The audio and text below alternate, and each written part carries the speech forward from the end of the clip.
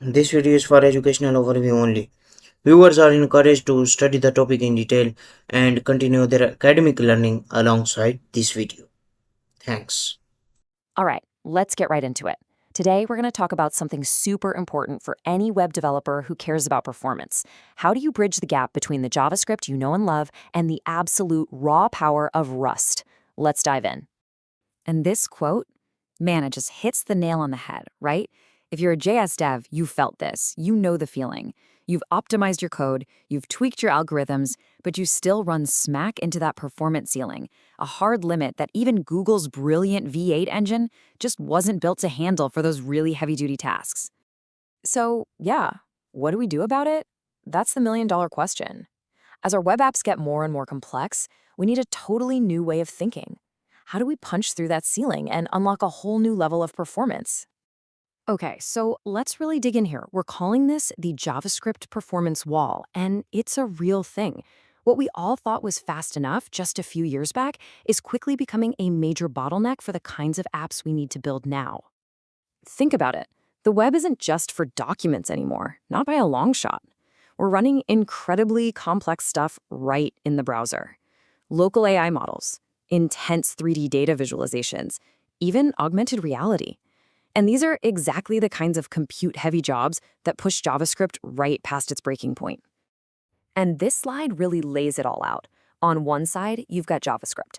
Super convenient, right? The event loop, the garbage collector, they make development easier, but they add overhead. It's a performance tax. On the other side, you have Rust. It gives you something called zero-cost abstractions, which is a fancy way of saying you get to write clean, high-level code without slowing things down. Plus, you get direct memory control. All power, no penalty. Look, this isn't just about code. It's about your career. The whole industry is shifting towards getting more power out of the machine. If you're only living in that high-level JavaScript world, you risk getting left behind. The future is all about harnessing that low-level control. Okay, so we've laid out the problem. Now for the fun part, the solution. And it's all about building a bridge to that raw power. And we're going to build it with two amazing technologies, Rust and WebAssembly. So let's talk about WebAssembly, or WASM for short. The best way to picture it is as this super fast lane for your browser. It's a way to run code from languages like Rust at near native speeds.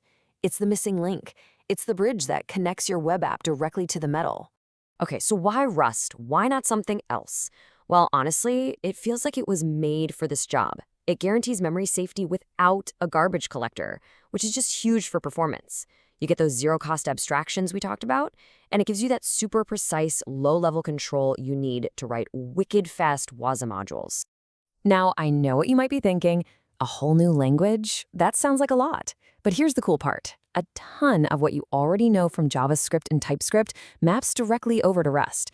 It's really more about, well, translating your brain. Just take a look at this. You use .map on your arrays all the time, right? Well, Rust has something called iterators, which are kind of like .map on steroids. They're way more powerful and efficient. Love async await? Rust has its own system for that. It's just built from the ground up for insane performance. The patterns feel familiar, but the engine underneath is a beast. The borrow checker. You've probably heard about it. And honestly, the best way to think about it is like the smartest, most powerful linter you've ever had. Instead of your app crashing with some cryptic, undefined is not a function error, the borrow checker finds those nasty memory bugs before you even run the code. It's a lifesaver. Okay, so the real goal here is to get these two worlds, JavaScript and Rust, to talk to each other without any friction. And the good news is, with the latest tools, we can. We can share complex data back and forth super easily. This gets rid of that old, slow process of converting everything to a string, which used to be a massive performance killer. All right, enough with the theory. Let's talk about what really matters. What can you actually do with all this? What are the tangible, real-world results you're going to see when you put this stuff into practice?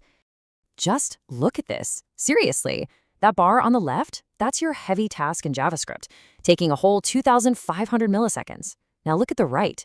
That's the exact same task running in Rust and WASM, under 300 milliseconds. We're not talking about a 10% improvement here. This is an order of magnitude faster. This is what makes brand new types of applications possible right in the browser. And that kind of speed unlocks some serious superpowers. You can start doing parallel processing, basically telling your computer's brain to do a bunch of things all at once. And you can process huge amounts of data without your app freezing up and locking the UI. For your users, that's an absolute game changer. Okay, this is where things get really cool. There's this advanced technique called zero copy. Basically, you use something called a shared array buffer to create one chunk of memory that both your JavaScript and your Rust code can see and use at the same time. No more copying data back and forth. It's pure, raw speed. It's the most efficient way to get them to talk. All right, so I know this sounds awesome, but you're probably wondering, how do I actually plug this into my project? And the key thing to remember is that we're enhancing our stack, not replacing it. You don't have to throw everything out and start over. And you know what? With the tools we have today, it's surprisingly simple. You use a tool called wasm-bindgen to wrap up your Rust code, and then you just import it, like any other JavaScript module. It plugs right into your Vite or Next.js project. It just works. And a really great way to get started is to look at the slow parts of your app. Are you using an NPM package for, say, image processing or cryptography? Chances are you can find a Rust library, they call them crates, that does the same thing but is just ridiculously fast. Swap it out, and you get this massive performance win for very little work. And this all builds up to this really powerful idea, isomorphic Rust. That's a fancy term for writing your really important performance-critical logic one time in Rust, and then running it everywhere, in the browser with WebAssembly, and on your server or at the edge as a native application. One code base, maximum performance across the board. It's incredible. So all this brings us right back to that first big question. The game has changed. The tools are here. So, are you ready to stop settling for just fast enough? Are you ready to start building what's truly possible? Look, at the end of the day, learning Rust and WebAssembly is about way more than just making things fast. It's about future-proofing your career. It's about giving yourself the power to build the next generation of absolutely incredible web experiences. It's about taking back control, right down to the bare metal.